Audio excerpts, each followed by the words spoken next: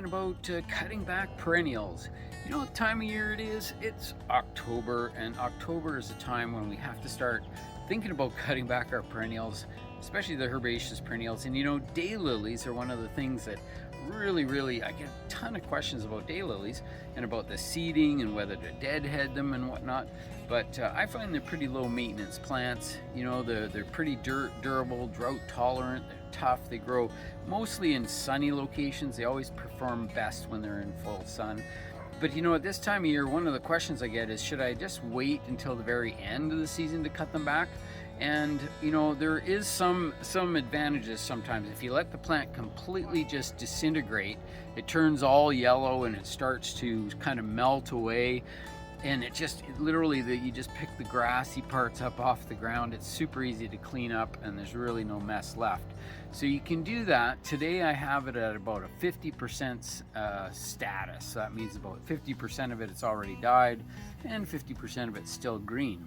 So I can just show you what to do. You know, sometimes when you do it is when you have time to do it. And some advantages is that when the daylilies are still green, what they are is sometimes a little easier to handle. Like you can just grab handfuls of them and cut them off. When they're all slimy and kind of melty, they're not always that easy to deal with. So there are these sort of pros and cons to each. I don't mind doing it. I prefer to do it when they're dry and not soggy wet. So if the conditions are pouring rain out, my tendency is to maybe wait a little bit for them to dry. But you don't always have that option in some climates where it's quite rainy. You just have to go with the flow, get out there and get them cut off.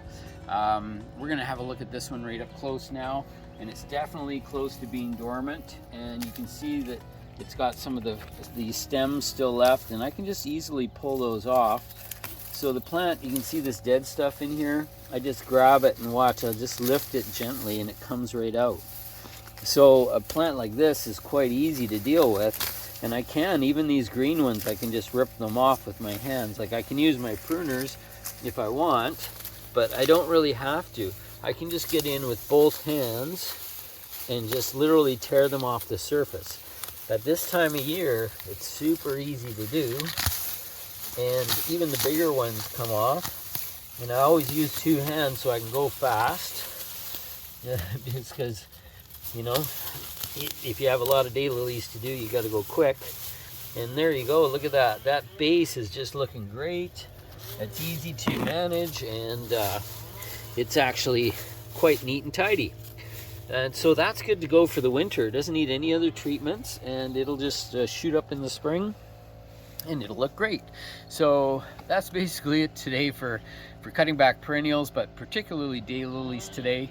They're easy to deal with, and you know, one of the most beautiful flowers in the garden, I find. And remember that the flowers are completely edible, so try one someday when they're fresh and crispy. Quite a lovely flavor, something unique and interesting to try. That's it for today. Thanks for tuning in to Grower Creature.